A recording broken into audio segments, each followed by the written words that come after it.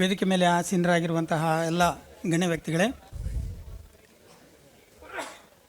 ಈ ಒಂದು ಕಾರ್ಯಕ್ರಮದಲ್ಲಿ ಭಾವನಾತ್ಮಕ ಅಭಿನಂದನಾ ನುಡಿಗಳನ್ನು ಹೇಳಲಿಕ್ಕೆ ನಾನು ಇಷ್ಟಪಡ್ತೀನಿ. ಪ್ರಾರಂಭದಲ್ಲಿ ಈ ಜಿಲ್ಲೆಗೆ ಸರ್ವಶಿಕ್ಷಾ ಅಭಿಯಾನ ಪ್ರಾರಂಭವಾಯಿತು. ಆ ಸಂದರ್ಭದಲ್ಲಿ ಪರ್ಸ್ಪೆಕ್ಟಿವ್ ಪ್ಲ್ಯಾನ್ ಮಾಡಬೇಕು 10 ವರ್ಷದ್ದು. ಅದು ಒಂದು ದೊಡ್ಡ ಸವಾಲು. ಪ್ರಸನ್ನ ಕುಮಾರ್ ಸರ್ ಹಾಗೆ ಈಗಿನಂತಹ ಕಂಪ್ಯೂಟ್ರು ಫಾರ್ಮ್ಯಾಟು ಏನೂ ಇರಲಿಲ್ಲ, ಫಾರ್ಮ್ಸ್ ಏನೂ ಇರಲಿಲ್ಲ. ಅವರೇ ಟೇಬಲ್ ಹಾಕಬೇಕು, ಪ್ಲ್ಯಾನ್ ಮಾಡಬೇಕು, ಅಂಕಿಅಂಶಗಳನ್ನು ಕ್ರೋಢೀಕರಣ ಮಾಡಬೇಕು, ಬರೆದು ಕಳಿಸ್ಬೇಕು.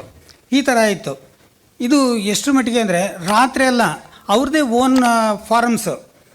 ಈ ಥರ ಹಾಕು, ಇದನ್ನು ಬರಿ, ಇಷ್ಟು ಹಾಕು. ಅದು ಮೊದಲನೇ ವರ್ಷ, 2ನೇ ವರ್ಷ, 3ನೇ ವರ್ಷಕ್ಕೆ, 10 ವರ್ಷದ್ದಕ್ಕೆ ಪರ್ಸ್ಪೆಕ್ಟಿವ್. ಅದು ಹೇಗೆ ಅಂತಂದರೆ ಪ್ರೊಜೆಕ್ಷನ್ ಮಾಡಬೇಕು. ಪ್ರೊಜೆಕ್ಷನ್ ಮಾಡುವಂಥ ಫಾರ್ಮುಲಾ ಗೊತ್ತಿಲ್ಲ ನಮಗೆ. ಆ ಫಾರ್ಮುಲಾ ಬೇರೆ ಹತ್ರ ತಗೊಂಡು, ಬೇರೆ ಜಿಲ್ಲೆಯಲ್ಲಿ ಮಾಡಿದಿರುವಂಥ ಫಾರ್ಮುಲನ ಇಟ್ಕೊಂಡು ಪ್ರೊಜೆಕ್ಷನ್ ಮಾಡಿ ಒಂದು ಪ್ಲ್ಯಾನ್ ಮಾಡುವಂತಹ ಒಂದು ಸ್ಥಿತಿ ಬಂದಿತ್ತು.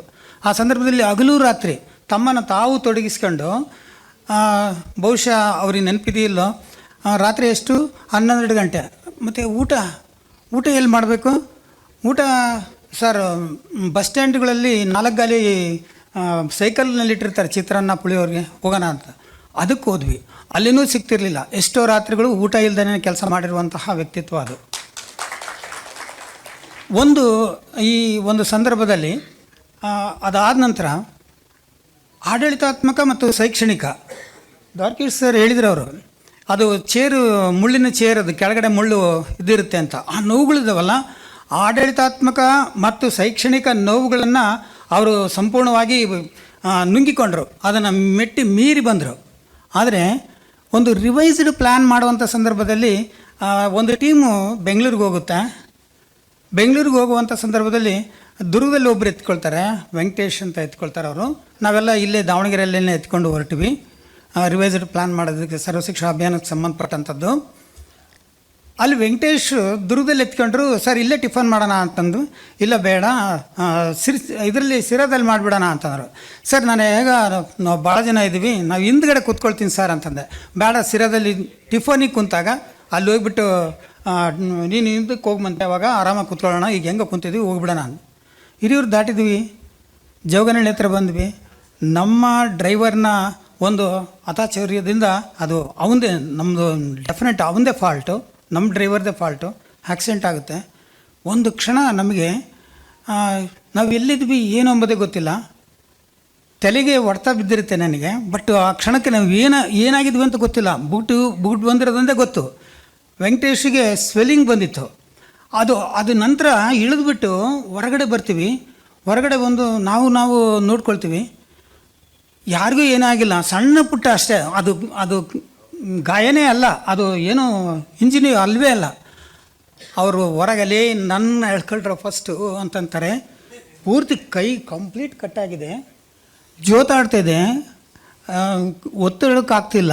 ಅವ್ರನ್ನ ಎಳ್ಕೊಂಡು ಬಂದು ಹೊರಗಡೆ ಕುಂದಿರಿಸಿದರೆ ಆ ಭೌತಿಕವಾದ ನೋವಿದೆಯಲ್ಲ, ಆ ಚೇರ್ ಕೆಳಗಿರುವಂತಹ ನೋವುಗಳು ಏನೂ ಅಲ್ಲ ಅವ್ರಿಗೆ. ಅದು ಮೆಟ್ಟು ಮೀರಿ ಬಂದರು.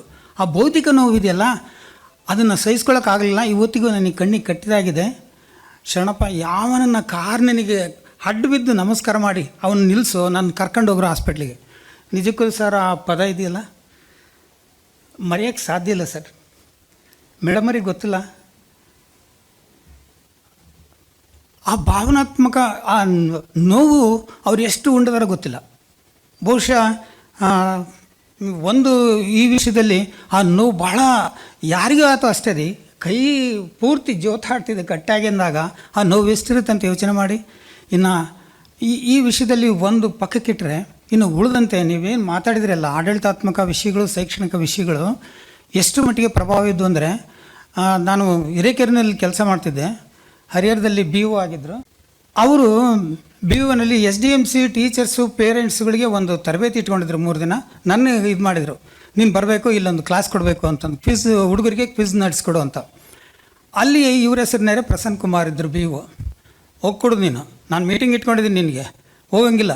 ಸರ್ ಪ್ರಸನ್ನ ಕುಮಾರ್ ಅವ್ರು ಕರೀತಿದ್ದಾರೆ. ನಾನೇ ಪ್ರಸನ್ನ ಕುಮಾರ, ನಾನೇ ಹೇಳ್ತಾಯಿದ್ದೀನಿ ಅಂತ. ಅವರು ಇಲ್ಲ ಸರ್, ಇವರು ನನ್ನ ಹೆಸರು ಹೇಳು ಅಂತ ಹೇಳ್ತಾಯಿದ್ರು. ಆಗ ಅವ್ರಿಗೆ ಹೇಳಿ, ಏನು ಮಾಡ್ತೀಯ ಅಂತ ಈ ಥರದ ಪ್ರೋಗ್ರಾಮ್ ಇಟ್ಕೊಂಡಾರೆ, ಒಂದು ಕೆಲಸ ಮಾಡು, ನೀನು ಅಲ್ಲಿ ಹೋಗಿ ಏನು ಮಾಡ್ತೀಯಲ್ಲ ನನ್ನ ತಾಲೂಕಲ್ಲಿ ಅದೇನು ಮಾಡ್ಬೇಕು ನೀನು. ಸರ್ ನೀವು ಇಷ್ಟು ಹೇಳಿದ್ರಲ್ಲ ಸಾಕು, ನಾವು ಅದಕ್ಕೆ ಇರೋದು ಅಂತಂದು. ಈ ಬಿ ಒ ಅಧಿಕಾರಿ, B O office, B O ಅಧಿಕಾರಿಗಳಿಗೆ ಇನ್ನೊಬ್ಬ ಬಿ ಒ ಅಧಿಕಾರಿಗಳಿಗೆ ಮಾರ್ಗದರ್ಶಿಯಾಗಿರುವಂತಹ ವ್ಯಕ್ತಿತ್ವ. ಇನ್ನು ಎರಡನೇದು ಏನಂತಂದರೆ, ಎಲ್ಲೆಲ್ಲಿ ಸಂಪನ್ಮೂಲ ಇದೆ ಅದನ್ನೆಲ್ಲ ಕ್ರೋಢೀಕರಣ ಮಾಡ್ತಿದ್ರು. ಸಿರ್ಸಿಗೆ ನನಗೆ ಪರಿಚಯ ಮಾಡಿಕೊಟ್ಟಿದ್ದು. ಸಿರ್ಸಿ ನಾನು ಎಲ್ಲಿ ಹೋಗ್ತಿರ್ಲಿಲ್ಲ. ನೀನು ಸಿರ್ಸಿಗೆ ಬಂದು ನನಗೆ ಒಂದು ಕ್ಲಾಸ್ ಕೊಡಲ್ಲಿ ಅಂತಂದು ಹೇಳಿದರು. ಆ ಜೋಯ್ಡಾದಲ್ಲಿ ಪರ್ಸೆಂಟೇಜ್ ಕಡಿಮೆ ಐತಂತೇಳಿ ಅಲ್ಲಿರೋ ಟೀಚರ್ಸ್ ಮಕ್ಕಳಿಗೆ. ಹಾಗಾಗಿ ಸಂಪನ್ಮೂಲ ಎದುರಿತ್ತು ಅಲ್ಲಿ ಗುರುತಿಸ್ತಾ ಇದ್ದರು.